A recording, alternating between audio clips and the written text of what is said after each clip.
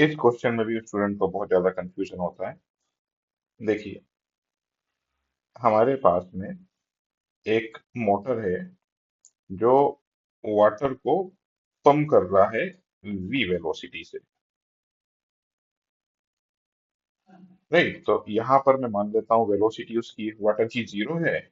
और फिर वो जैसे ही पाइप में आता है वो मोटर की वजह से v वेलोसिटी से मूव करना शुरू कर देता है।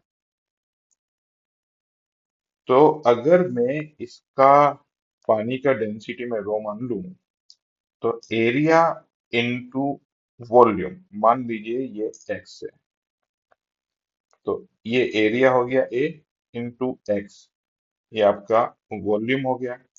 वॉल्यूम में अगर मैं डेंसिटी मल्टीप्लाई कर दूंगा तो ये मुझको मास मिल जाएगा इसका। तो ये टोटल हमको मास मिल गया, mass of water in x length of pipe. एक जो चीज हम यहाँ पर अवॉइड कर देते हैं वो ये है कि यहाँ पर m जो है वो मास पर यूनिट लेंथ ही दिया गया है।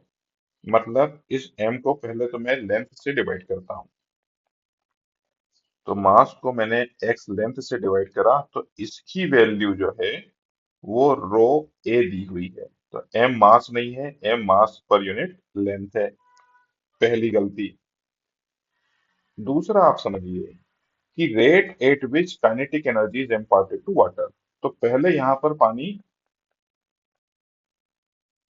0 वेलोसिटी पर था, एक रिजर्वॉयर है, वहां पर वेलोसिटी 0 है, और जब मैं उसको बाहर प्रोजेक्ट कर रहा हूँ तो v वेलोसिटी से प्रोजेक्ट कर रहा हूँ।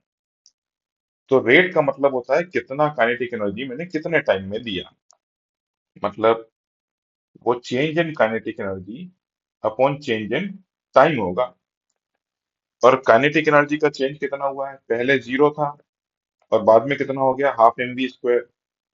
तो मैं यहाँ पर लिखूंगा हाफ, मास की जगह पर लिखूंगा m into x, m into x, क्योंकि m जो है ये मास पर यूनिट लेंथ है, उसमें मैं लेंथ मल्टीप्लाई कर रहा हूँ। तो ये मुझे मिला मास, इसका पूरा मास हाफ m वी स्क्वायर।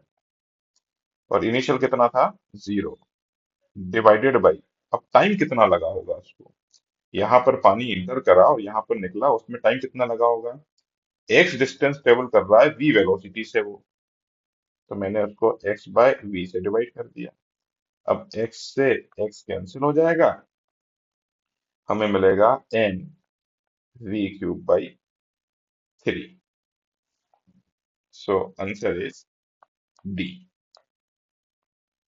तो आंसर लिख देते हैं, डी आंसर।